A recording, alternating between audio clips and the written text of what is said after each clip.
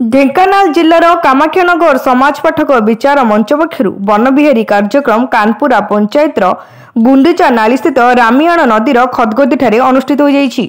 अनुष्ठित कार्यक्रम में ढेंकानाल सांसद रुद्रनारायण पाणी मुख्य अतिथि भाव जोगदे अंचल समस्या प्रति अवगत होई सेसबुर समाधान प्रति गुरुत्व दे त्वरित पदक्षेप नेबाकू प्रतिश्रुति देथिले।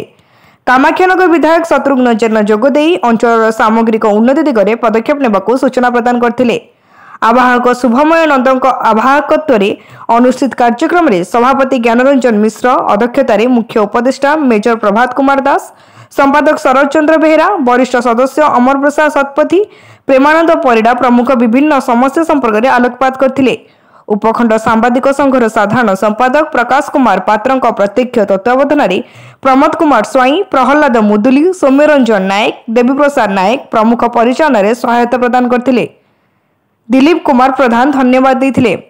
समाज पाठक विचार मंच पक्षर आज ये वन विहार कार्यक्रम बहुत उत्साहजनक प्रेरणादायी है एवं एटा बहुत लाभदायक बोली भी कहुव। माननीय विधायक श्री शत्रुघ्न जेना ये उपस्थित होते एवं मु जो दल में काम करे से दलर जिला सभापति उपसभापति एवं बहुत कर्मकर्ता मो सहित भी आसते एवं बहु बुद्धिजीवी कामाख्यानगर समाज पाठक मंच अंतर्भुक्त से सांगे देखाला बंधु मिलन है एवं बंधु माने कामाख्यानगर बहुत समस्या विषय मत अवहित कले।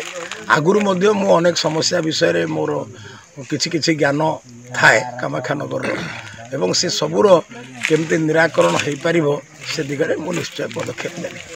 कामाख्यानगर प्रकाश कुमार पात्र रिपोर्ट तीर्थक्षेत्र लाइव।